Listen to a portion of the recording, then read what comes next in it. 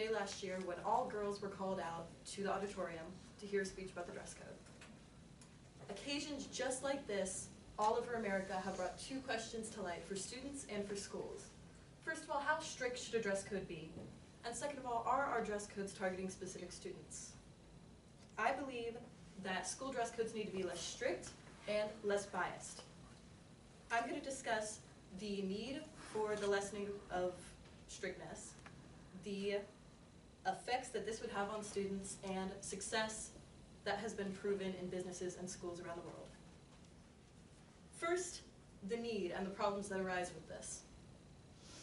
We are facing a very real problem in schools across the country where focus has shifted from learning and discovering interests, things that we need to be focused on every day in school, has shifted to things like policing dress codes.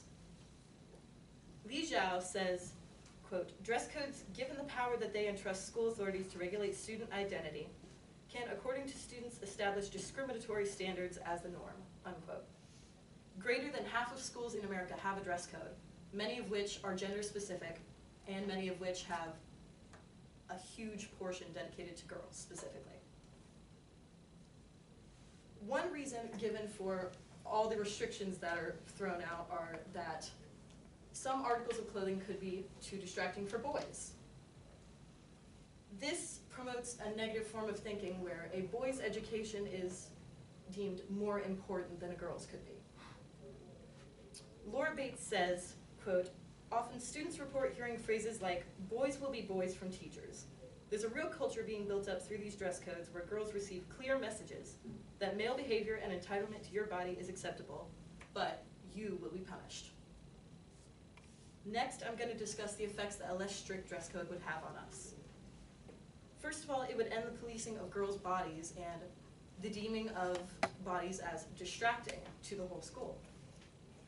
Sarah Gordon says that at her school, minor violations by her friends have been called out more often than maybe more distracting things by other students, such as psychedelic shirts, onesies, and even protruding horns on headbands that have never been called out for being distracting.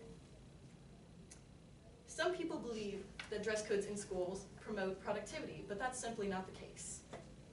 Maddie Grant says that with her business, choice leads to engagement, and focuses on workers' needs will promote engagement in their work. This could be easily transferred to students in schools.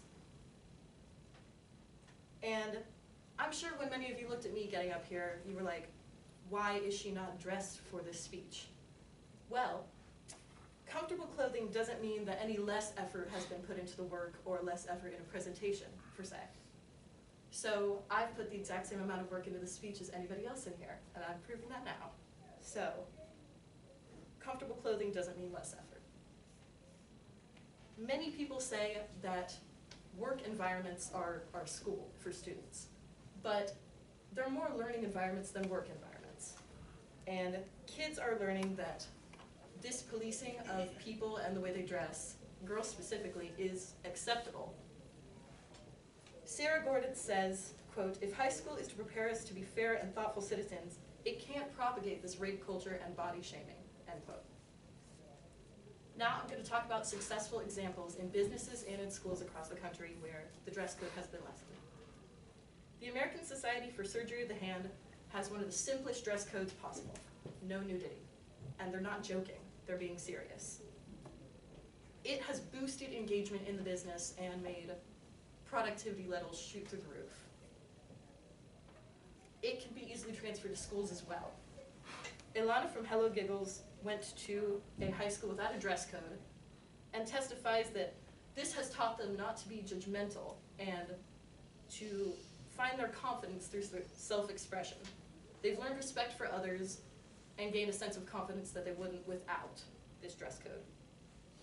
She said it taught people to, quote, "look past external appearances and treat the girl in the crop top the same as their friend in the basketball shorts," unquote. We can see that we need to trust students to make decisions for themselves.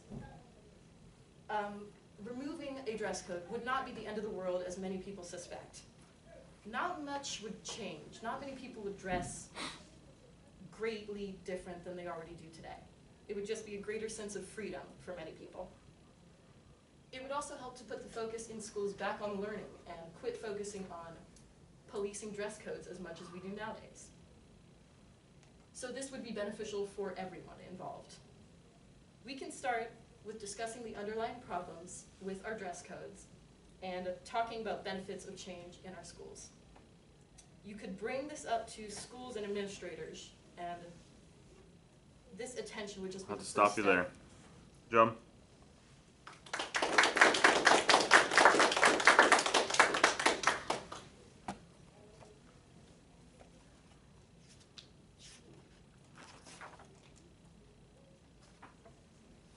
Is the way to solve this problem just cracking down on boys and then everything would be okay? So we crack down on girls, we just crack down more on boys and everything would be fine? Well, I don't feel like that's the solution so much, since boys also get called out for dress codes that sometimes don't necessarily need to be done, but it's kind of improportional to the way that girls are called out. So maybe yes, but I'm not sure if that's the real problem. Yeah. Did you find any statistics saying if they didn't have a dress code, it was better, their grades were better, their attendance was better, anything like that? I haven't seen anything with attendance. I've read something that said grades improved as mindsets of students improved.